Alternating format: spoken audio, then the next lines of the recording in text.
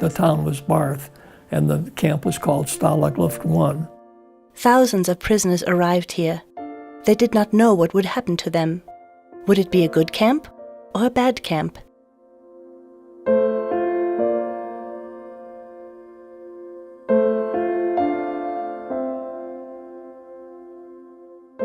Our people were flyers. We were primarily Air Force. There were a few incidents where people were shot because they were trying to escape.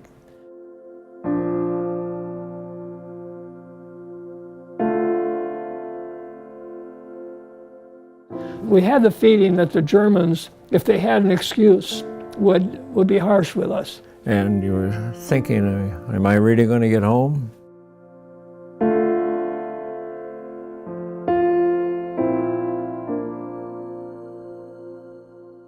There were 4 compounds, and lo and behold, we both lived in that same compound.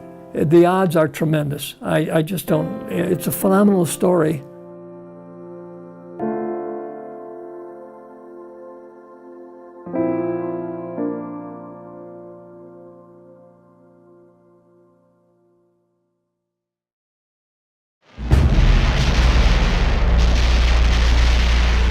America is at war.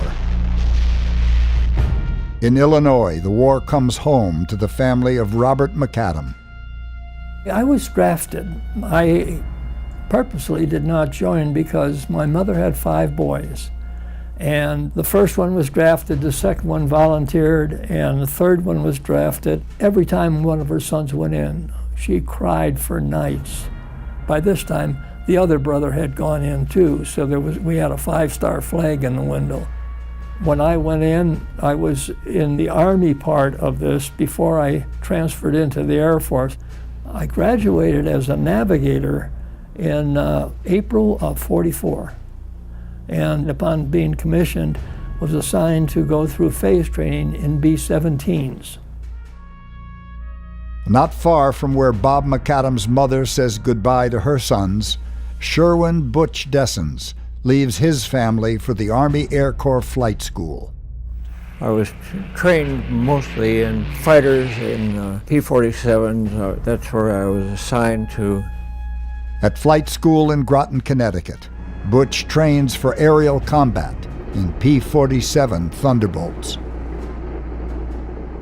I graduated from flying school in October 9th of 1942. When orders come through, Butch is on his way to England. We went overseas in, I think, the Queen Mary in 5 days, and it evaded the submarines. That was quite a ride. We flew escort mostly in late '43, and the early part of 1944, I flew the night of D-Day, escorting about an 80-mile string of C-47s pulling gliders. Butch's leadership skills are demonstrated quickly. He's named commander of the 378th Squadron of the 362nd Fighter Group. He is just 22 years old. Our losses were ghastly. They were really heavy when we were into dive bombing and strafing right after D-Day. So many people that I knew just didn't make it, and by that time I was a squadron commander writing home to mothers and fathers and saying, well, this is a really fine young man, and we're sorry to lose him. But Butch Desens is involved in some of the most intense aerial combat of the war in Europe. But I was shot down 3 times. Once on the beach. I bailed out about 3,000 feet high, and they had a good fix on me, so the Brits knew where I was. Floating in a dinghy for several hours, Butch's landing in the English Channel is lampooned in a sketch by a fellow pilot. I nearly blew up the boat by a flare flew back in my hands. Subsequent missions are no laughing matter. Shortly after that, I was involved with strafing back of Cherbourg, and no sooner we were through the run, I had a big hole in my left wing, and when I pulled up, stick and rudder came loose in my hands, and I thought, well, this isn't a very good situation. I reached down and had trim tabs that got me high enough to bail out, so I bailed out right over St. Mary Glees. Butch Desens racks up nearly 70 missions by the time Bob McAdam boards a B-17 for his first mission. I arrived with an air crew in Foggia, Italy on July 4th, 1944. I had had only one orientation period, and I learned just a couple things that became really important to me. One was, don't take your small arms with you when you fly, because you're not going to shoot your way out of Germany if you go down. Bob and his new crew take off for their first mission the morning of July 7th, 1944. The objective of our mission was to destroy an oil refinery in northeast Germany in a town called Blechhammer. I think we had probably about 50 planes to accomplish that mission. I wasn't worried about what was going to happen on the mission. All I wanted to do was to do my job and make sure I knew where the plane was at all times. About 30 minutes from their target, the bombers are jumped by German fighters. Somebody said, wolves at 10 o'clock, and that was my side of the airplane. So I dropped what I was doing on navigation and went to my 50 caliber guns. I got some shots off, but I think I was way behind. About a minute later, two of our engines start acting up. One was trailing smoke, and the other one was sputtering. The pilot said, I'm going to feather these engines, and we're turning around. We can't make it to the target on two engines. The captain orders the crew to jettison everything, hoping to limp back to Italy on the B-17's two remaining engines. In about 30 minutes into the return flight, though, another engine went out. And the pilot said, we can't make it home on one engine. He said, we're going to have to bail out. I'll see you in the States. The bombardier motioned to me to go back to the waist to bail out. I was going to bail out the hatch, but apparently parachutes get caught in the hatch sometimes on the way out. And the 6 enlisted men were already bailing out. I was the 7th man out. The bombardier was the 8th man out. Somewhere over Austria, Bob parachutes from his doomed aircraft. I was wearing a chest chute, and it's the first time I ever wore one, but I remembered that in an orientation to it, they said, don't ever pull the cord while your face is over the chute because it'll snap your head back. So I spread my arms and legs and waited until I was kind of in that position where I was looking up and pulled it. Landing hard, Bob breaks 2 ribs. He makes his way across a clearing towards some woods he hopes will hide him until nightfall. When I got to within about a yard or maybe 2 yards of the woods, a piece of bark flew off the tree and I heard a shot. I think the bark flew off just before I heard the shot. But anyway, I turned around and there were 2 guys. One guy was in uniform and he dropped to his knee and pointed the rifle at me. He was about 20 feet from me. And there was another guy, a civilian, and he had a pistol, and he said, halt, halt, halt. I still don't know why that guy didn't shoot me. But I thought it was a dream until that time. It was just like a nightmare. Here I am, my first mission. Is this real or isn't this real? But when they pointed the gun at me and they took me up the hill and I got pushed around a little bit by the civilians, then I realized, this is it. I'm a prisoner of war. Weeks later, Bob's parents receive a War Department telegram, regretfully informing them that Robert McAdam is missing in action. About the time of Bob McAdam's capture, Butch Desens writes home from England, telling his parents some exciting news. July 17th, 1944. Dear folks, everything is going fine here. New rumor came in the other day about a 30-day leave at home. What do you think of that? Sure hope it comes through. Time to go. Love, Sherwin. Before his parents receive his letter, Butch takes off on his 70th combat mission. 4th of August, that's when I was escorting a 2nd Armored Division tank about 4,000 feet high, and a German tanker blew my right wing off. Butch bails out over Nazi-occupied France. This time, he is behind enemy lines and beyond rescue. I was hiding down in a ditch. I thought, well, maybe they'll miss me. I'm only a half a mile from the front lines. And dumb German, does he go down the path? No, he comes right down the creek. It's a raus, and that was the end of that. Sherwin Desens is on his way to a prisoner of war camp.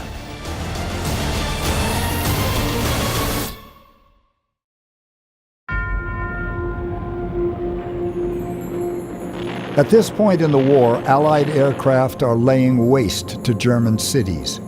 Relentless day and night bombing raids destroy military targets and sap many civilians of their will to fight. For some German citizens, captured Allied airmen are the face of death from the sky. When we were in Frankfurt going to our interrogation center, a young boy was riding his bike. He had a basket full of egg-sized rocks, and he was kind of hysterical, and he was throwing these rocks at us. And we told the guard, have him stop doing that. And the guard said, what would you do if our bombers killed your mother and father? The kid was screaming something and we didn't understand what it was, but apparently our bombers had killed his folks. Bob McAdam spends his first week in captivity locked in a town jail in Austria. We were put in solitary confinement awaiting interrogation, and they had plenty of people that they were putting through interrogation at this time. And so I was in solitary for 7 days before my turn for interrogation came up. The German officer interrogating Bob not only speaks English, he is alarmingly well informed.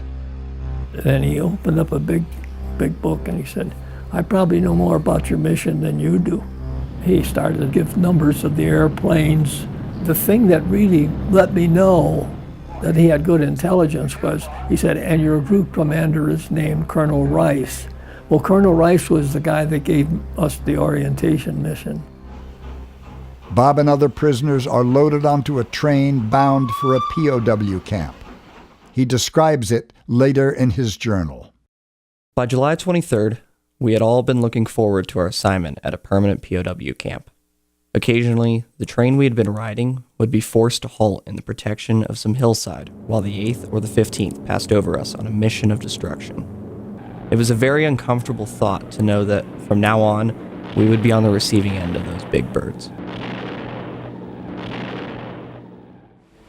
After his capture, Butch Desens becomes part of a German convoy transporting American prisoners from France into Germany. Seen from the cockpit of Allied fighters, the trucks present a target of opportunity to pilots who believe they carry German troops. We were all in this big semi-truck, and a P-51 came by, and I thought, oh, this is trouble. And sure enough, he got out in front and came right down and shot the driver out of our truck. Next thing I know, I see this GI with his hands full of intestines, and I thought, this is...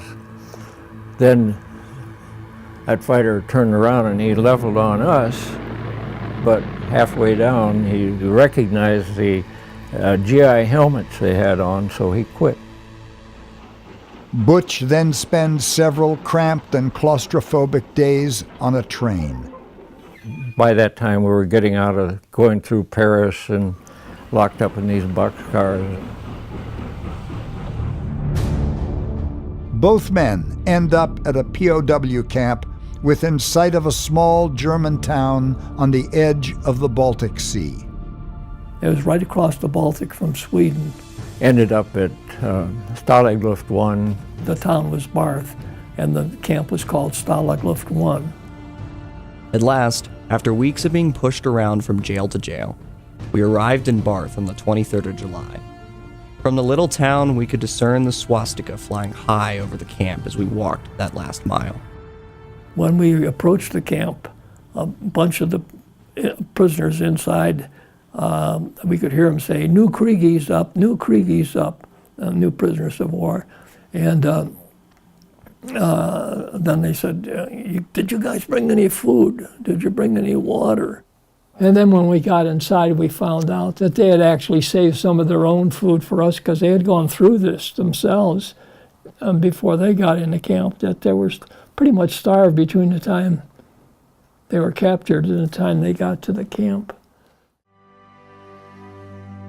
Bob McAdam and Butch Desens are prisoners at Stalag Luft I.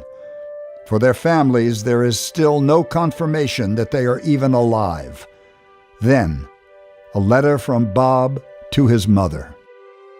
Dear Mom, for the first time in my life, I have plenty of time on my hands.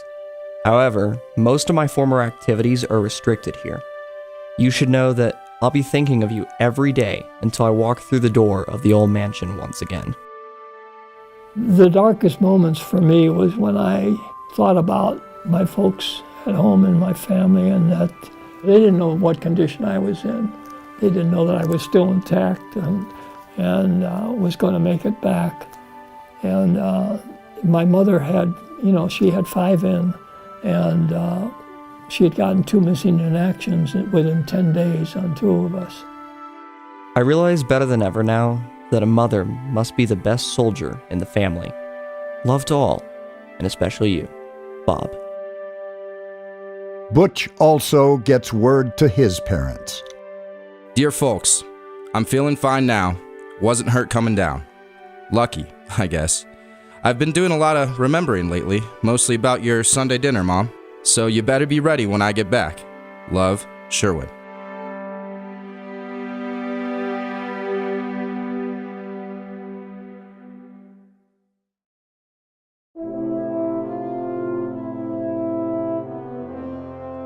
Stalag Luft I was a large prisoner of war camp for Allied flying personnel. It was opened in July 1940. By the end of the war, there were about 9,000 men from all over the world here.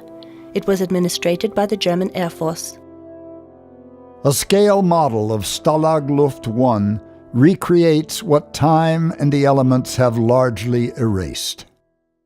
Here we can see the German administrative areas. Then the 3 compounds, North 1, North 2 and North 3 for the American prisoners.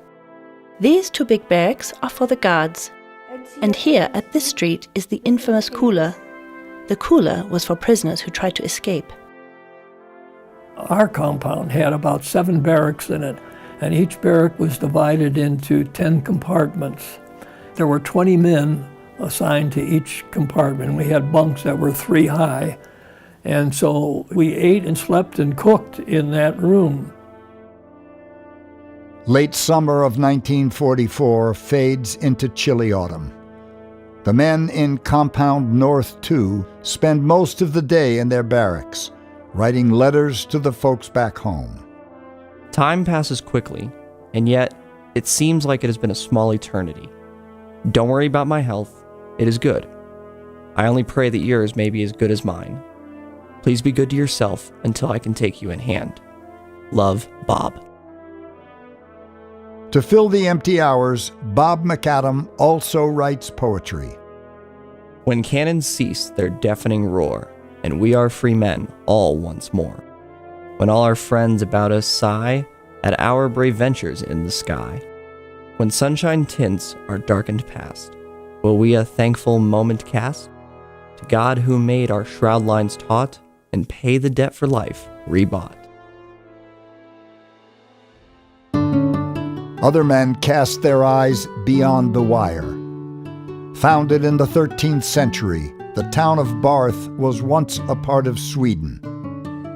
The inhabitants of Barth can be very thankful. Because of the existence of Stalag Luft I, the town was not bombed by the Allies. The prisoners know that just beyond Barth, only 65 miles across the Baltic Strait, neutral Sweden means freedom. But any escape attempt carries the ultimate risk. The Great Escape at Sagan took place in March 1944, and 76 prisoners escaped. Only 3 made it to freedom. 50 were shot by the order of Adolf Hitler. From then on, escape was no longer a sport. It was very dangerous to attempt escape. Still, the prisoners at Stalag Luft I are undeterred. The prisoners made more than 100 tunnels trying to escape the camp. Germans would have a search of one barracks where they thought something was going on, like a tunnel was being built or something like that. Escape was a kind of resistance. Even when they were in the camp, the fight against the German Nazis did not stop. For one POW, the best way to get out is simply to ask. There was a guy right in the barracks next to us that at one time had obtained enough bits and pieces to make a German uniform. He lined up 17 or 18 people and said, okay, I'm going to pretend to be a German corporal, and when we get to the gate, that the cooler is too crowded, where you have to go to town. And he got him outside the gate, headed towards town. He got about a mile and a half down the road before they discovered that he was really telling them a fib, so they went and rounded them all up. The appearance of Allied bombers overhead places the camp on high alert and the camp guards on edge. The prisoners were supposed to stay in the barracks until the air raid was over, till the all clear signed.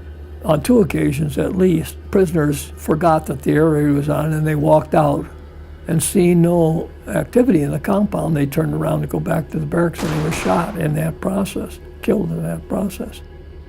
By the time when I got in there, we had word no more escapes. They didn't want anybody else shot and killed the way it had happened just before that. Bob and Butch are both held in Compound North 2, only steps apart. They don't know each other, but share the same misery. I meet with a unanimous affirmation of the prisoners of the camp when I say that probably no other urge is as basic or as strong as the craving for food. Being a prisoner of war, we were starved. We had about 1,000 calories a day, and that 1,000 calories was made up of usually potatoes and a grain like oatmeal and bread. It was a kind of a black bread, and it was by recipe. It was 20% sawdust, and we often found things in it that shouldn't have been in it, though, like horse droppings and ground glass. And so some of us, I think most of us, probably came out of it with some gastrointestinal problems. I know I did. The German rations that they gave us was supplemented supposedly by Red Cross parcels once a week, but we averaged about once a month. I weighed about 175 when I went in. I probably dropped about 30 pounds. The men suffer from mental taxation and physical malnutrition. The hollows in our cheeks and the atrophication of muscles became very apparent. Even worse than that, the men began to get dizzy spells upon standing up, and they became too weak to do the ordinary daily tasks about the room. Everyone began to lose weight.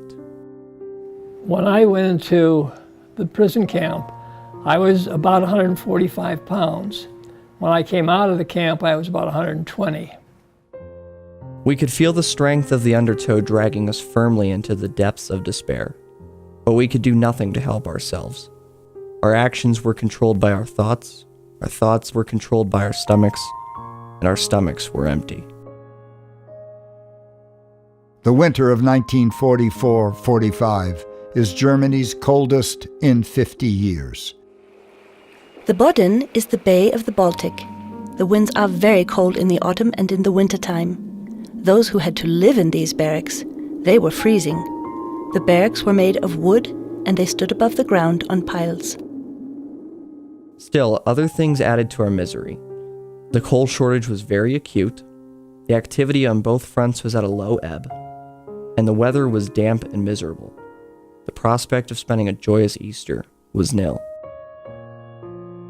As the prisoners of Stalag Luft I hold on, the Allied front inches closer every day.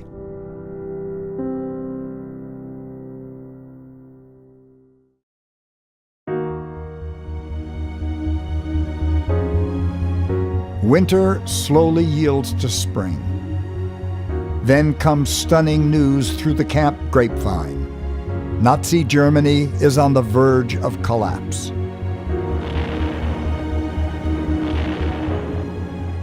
When the war was coming to a close, the Germans brought in Red Cross parcels that they'd been holding from us. And to make them look good, they gave us more than one. I had 3 of them at the end of the war. And I dove into those and put margarine all over some crackers. I had about a dozen crackers with thick margarine, and I got deathly sick because my stomach wasn't used to that kind of thing for the last 10 months. April 2nd, 1945. The world is quaking something fierce. Its top is about to blow off. It looks as if the war is in its waning weeks. The turn of events which has taken place in the last week has sent our spirits soaring skyward and caused our hearts to beat faster and faster. The Russians were getting really close. The night of April 30th, our Colonel Zemke made a deal with the Germans, said, okay, we'll take over the towers if you abandon the towers and turn them over to us, and you can head west and retire and surrender to the British, and you'll be better off than staying here until the Russians get here. And they said, yes, we'll do that. And so they took off. May 1st, 1945. The moment we have been waiting for has arrived. The Russians have arrived at the camp, and Berlin has just announced that Hitler is dead. Hooray! Liberation by the Red Army is a dream come true for Allied prisoners. But for ordinary Germans living around Barth, it is a nightmare of brutal terror. My mother and father went to a nearby village to beg for some food. On their way home, they met 3 Russian soldiers, and my mother was raped by all of them. The people in that area, that was, you might say, a peninsula, they wanted to get down to the heart of Germany and get away from the Russians. They didn't want to be captured by the Russians. There was nothing worse as for their family than to be captured by the Russians. They knew the women would be raped and that sort of thing. When 2 soldiers came into our house, we hid in our attic. One of them discovered the ladder and climbed it quickly, opened the trap door, and when he saw me, he tried to strangle me. But in this moment, a group of Yugoslavian members of the Royal Air Force came into our house and prevented this. I'm very grateful that my life was saved.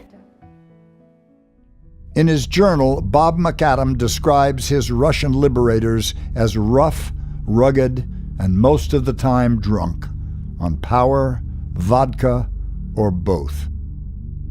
Yesterday was without a doubt a day which I will never forget. 24 hours after our liberation, I felt more like a prisoner than ever before. The Russians said, the Black Sea is 1,000 miles that way. Start walking if you want to go home. Leaving the camp now would mean a march of unequipped and emaciated men west toward British lines, through pockets of German resistance. And we said, no, we want to wait for some airplane.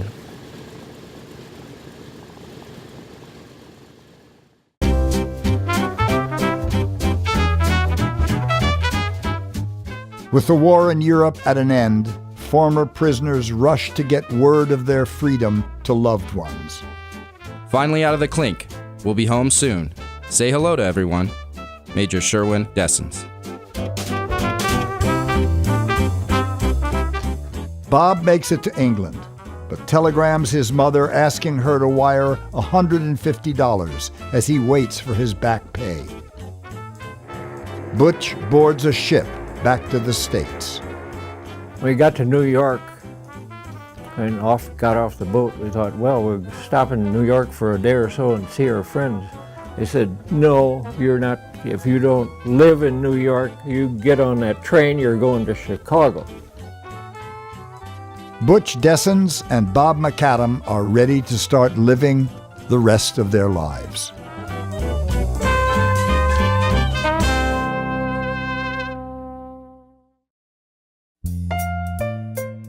In the decades following the war, Butch Desens and Bob McAdam follow similar paths that come close but never intersect.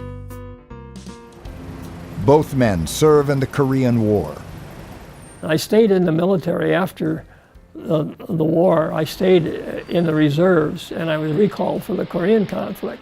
I went back in the Air Force in 1951 during Korea. That's when I was recalled.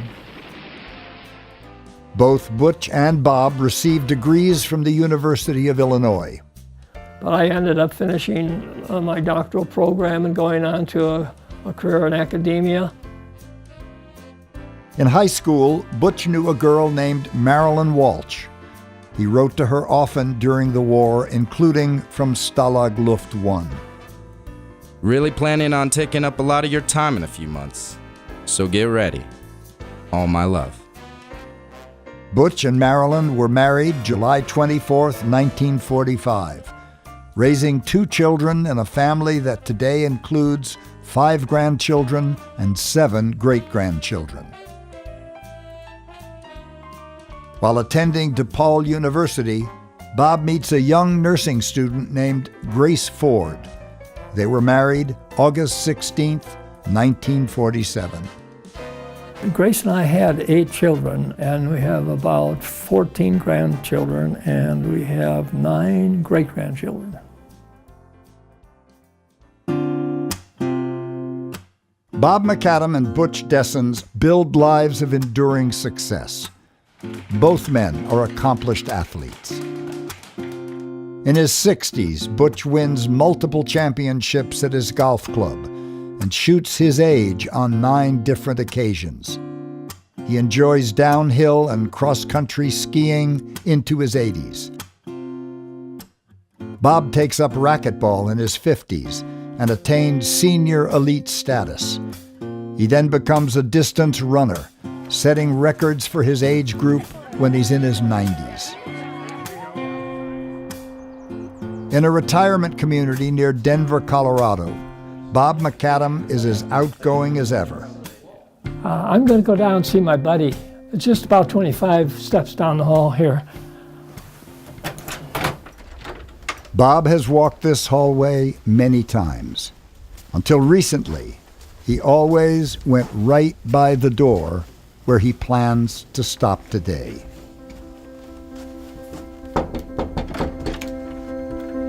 Hi, Bob. Hi, Butch. Thank you. How you doing? Good.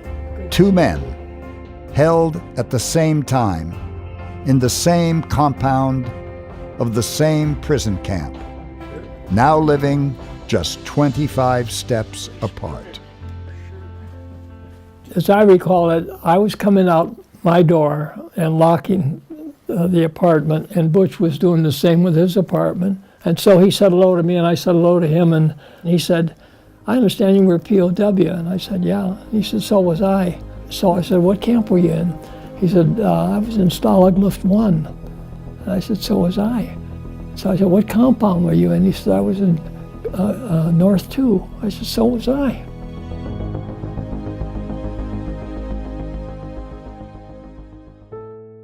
Bob McAdam and Butch Desens discover something else they have in common. Both spent years caring for their ailing wives. Bob lost Grace in February of 2016.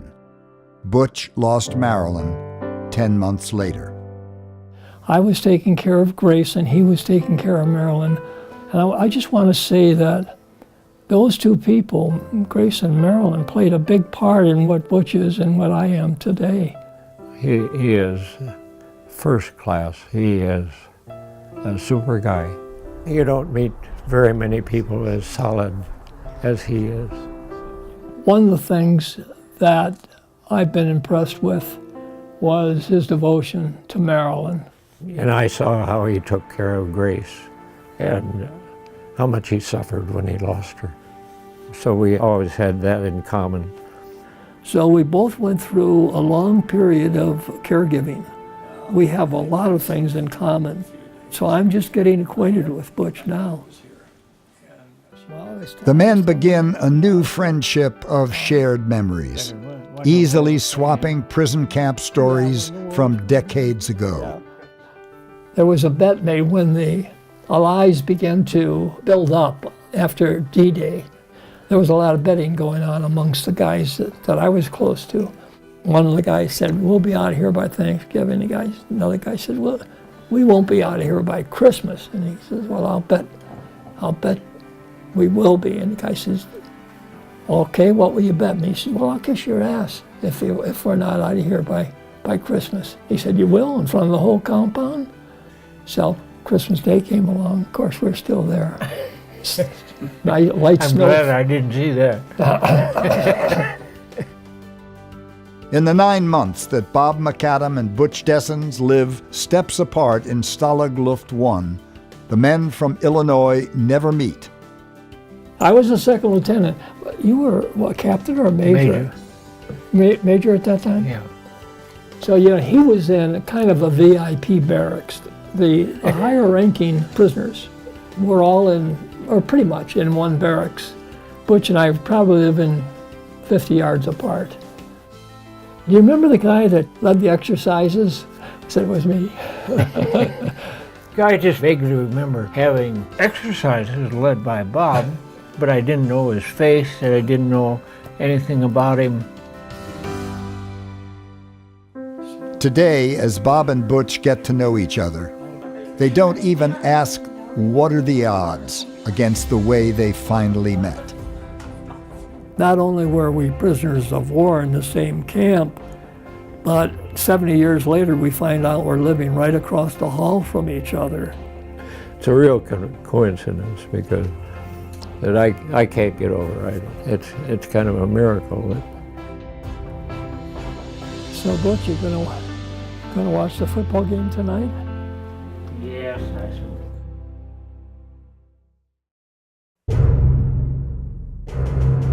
It is always important to know your history. A former prisoner of the camp said, "He who forgets his own history will lose his own face." It is so important that we never forget what happened during World War II. For Helga Radau, saving what's left of Stalag Luft I is part of a duty to remember. Every one of the 9,000 prisoners had his own story. It's very important to keep the history of this camp alive, to preserve the history, and to find out what really happened. It's a very special place because you have world history in this place. It's not only German history and the history of the Second World War, but it's also the history about international war, the real big war more than 70 years ago. Michael Sherwin is an archaeologist and historian working to uncover the secrets of Stalag Luft I. Especially this town has a very special history. For me as an archaeologist or historian, it's important to show people what happened. Camps like Stalag Luft I were hastily put together and almost as quickly dismantled once they were liberated. These are the remains of the hospital. There are still traces of the first compound in the forest. The foundation trenches here, for example. Over there was the compound for the German officers. And near to the forest were some barracks. Scattered among the camp ruins, artifacts emerge. produced in secret by prisoners. It looks fresh, like it was lost yesterday. The St. Mary Church was built in the 13th century. It's a very beautiful church. The steeple is about 80 meters high. It is a landmark for the sailors and ships on the Baltic. The steeple was also a landmark for the prisoners in Stalag Luft I. This church was a sign of freedom for them, and on the 2nd of May 1945, when the camp was liberated, groups of prisoners walked to the town and went into the church.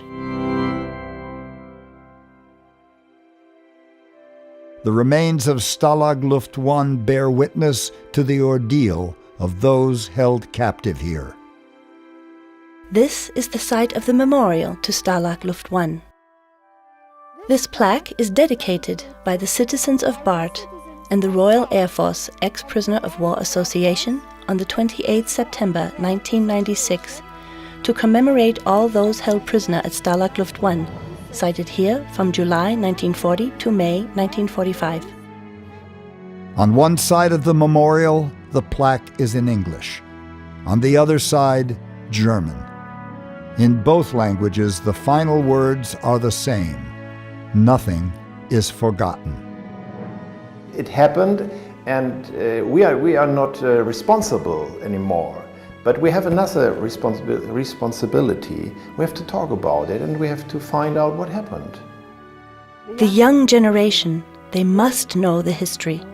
I think all those imprisoned at Stalag Luft I, they deserve it, that they will not be forgotten.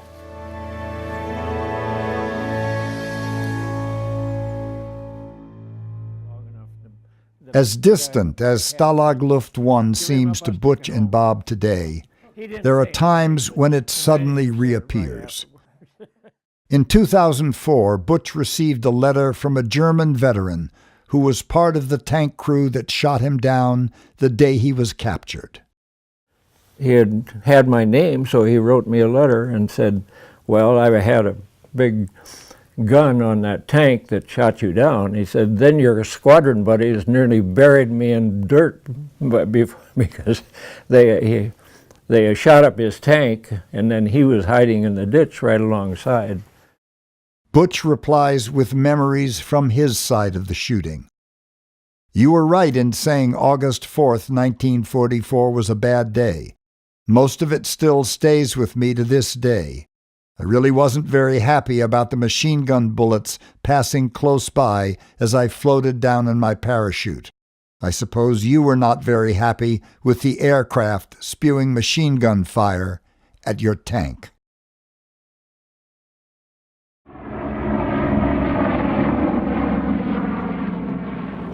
Well, it's a great ship. It's a fortress. It takes a lot of punishment, and it can give out a lot of punishment. I think it's a good idea if they brought it around. Let somebody else know about, let this generation know about what it was like to fly in something like this. It's been more than 70 years since Bob McAdam last boarded a B-17 Flying Fortress. The B-17 made a major contribution to the Allied victory in World War II. 12,800 were built during the war. Today, only 12 remain. In the belly of the Madras Maiden, what happened long ago might as well be yesterday for Bob McAdam. While I was working here, one of the waist gunners said, "Wolves at 10 o'clock." I was ready on the second pass, though, and only one fighter passed. Apparently he got us. I know I got some shots off, but he closed so fast, I know, I shot behind him. The pilot said, throw everything you can out of the plane. And there was a big crate of 50 caliber bullets, like this belt of bullets here. And I couldn't move it. Finally, I got behind it, and with my feet, I moved it to the hatch and dumped the bullets out, and the crate too. Bob revisits the spot from where he made the leap that landed him in Stalag Luft I. So I put my arms and legs out and fell free for about 2,000 feet until I could see the sky, and then I opened it. I was lucky, I made it, so I have good memories. Yeah, it was interesting to get back on the B-17. A little harder to get around today than it was back in 1944. I guess I was a little more agile.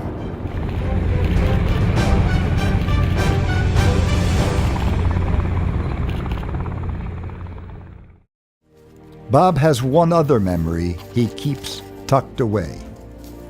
When we came into camp, we were processed by our own staff members, the highest ranking of the prisoners. And they took record of our mission, how we went down and what caused us to go down and whether we were hurt or whether we were shot. They had that record. That record became very important later on. They finally realized that they should do something about prisoners of war that didn't have papers processed for them while they were in prison camp. And so they went over some of the records, and they found that record, and they gave me the Purple Heart 52 years after the time I was shot down.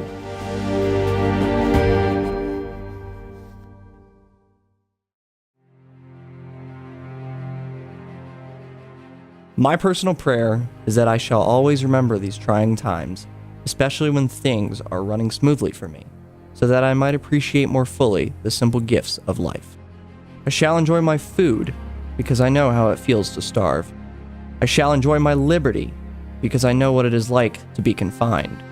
And I shall enjoy my solitude, because I know what it is to be crowded. You learn a lot of things going through hardship, just like everybody that is lucky enough to escape some disaster and come out alive. Coming out of prison camp was much like that. You learn something in the process. You learn a lot about yourself, for one thing, and you learn that you can tolerate a lot. It's special now, I think, because so many of the people you knew during the war, they're long gone. There's just nobody left. And to see somebody who's survived the same thing you went down, and then to have somebody so close, and it's really quite meaningful, I think, to me. You know, what are the odds that a pair would be in a prison camp not knowing each other and 70 years later end up right across the hall from each other?